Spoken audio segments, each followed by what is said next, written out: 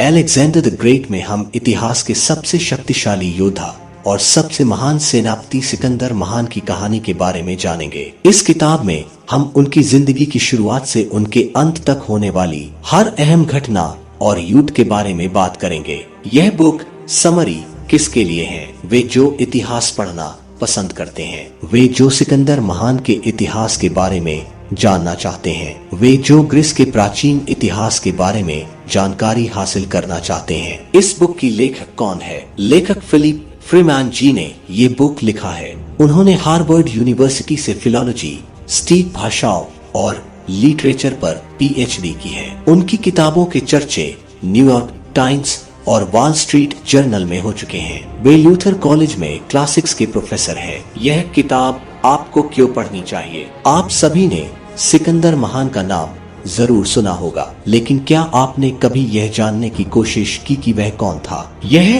किताब आपको सिकंदर के पूरे इतिहास के बारे में बताती है। सिकंदर ने बहुत छोटी उम्र में ही बहुत बड़े बड़े काम किए थे। वे अपने रास्ते में आने वाले सभी राज्यों को जीतते गए और अपने नाम के आगे महान की उपाधि हासिल की। उनकी कहानी बहादुरी, समझदारी और रोमांच से भरी पड़ी है। इस ऑडियो बुक को सुनकर आप जानेंगे कि सिकंदर ने क्या काम किया था, जिससे आज उसकी मौत के 2300 साल बाद भी हम उसकी कहानियां पढ़ रहे हैं और उसके बारे में जानने की कोशिश कर रहे हैं। इसे पढ़कर आप जानोगे सिकंदर की पूरी जिंदगी कैसे बीती। सिकंदर अपने एक दुश्मन के मर जाने पर दुखी क्यों हुए? सिकंदर की वजह से बाकी धर्मों को फैलने में मदद कैसे मिली? सिकंदर में छोटी उम्र से ही महानता के लक्षण दिखाई देने लगे थे।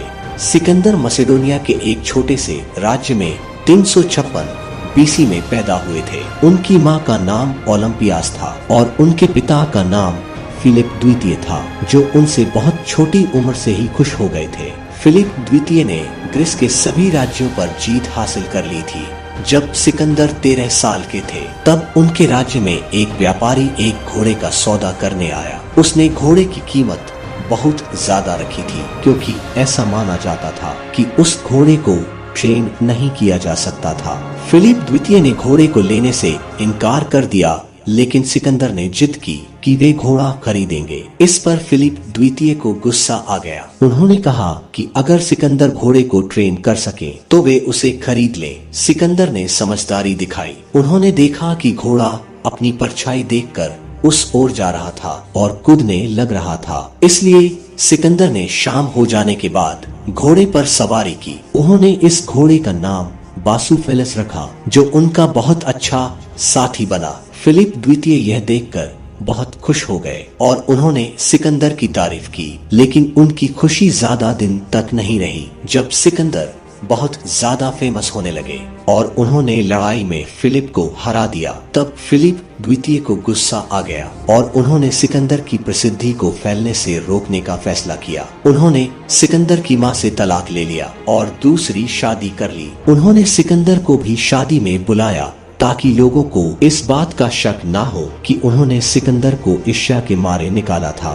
ग्रीस की शादियों में एक प्रथा का नाम बैकचेट है, जिसमें लोग पेट भरकर शराब पीते हैं। इस प्रथा के दौरान जब एक व्यक्ति ने राजा को एक नई जिंदगी और एक नए वारिस के लिए बधाई दी, तो सिकंदर को गुस्सा आ गया और उन्होंने अपना कप टेबल के उस तरफ फेंक दिया। फिलिप द्वितीय ने अपनी तलवार निकाली, पर पेट शराब से भरा होने की वजह से वे नीचे गिर गए। इसके बाद सिकंदर और उनकी मां वह राज्य छोड़कर एपिरस के पहाड़ों में भाग गए।